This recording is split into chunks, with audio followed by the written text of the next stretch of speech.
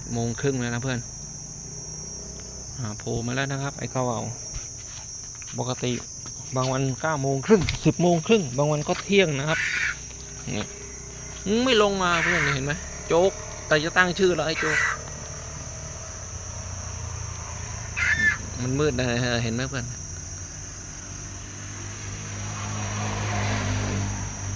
เนี่ยครับไอ้โจ๊กลงมาเร็วลงมาเห็นไหมลงมาเดี๋ยวเขาก็บินมานะครับเขาจะบินมาเกาะหลังคาเนี่ยเดี๋ยวรอเขานะครับมึงไม่ลงมาไอ้โจ๊กเดี๋ยวรอเขาลงมาเขาจะมาเกาะหลังคาตรงเนี้ยที่ประจำเขานะครับตอนเช้าเนี่ยเกาะหลังคาเนี่ยนะครับเดี๋ยวปอนนะครับรอไอ้โจ๊กลงมาก่อนนะเพื่อนไอ้โจ๊กนะครับ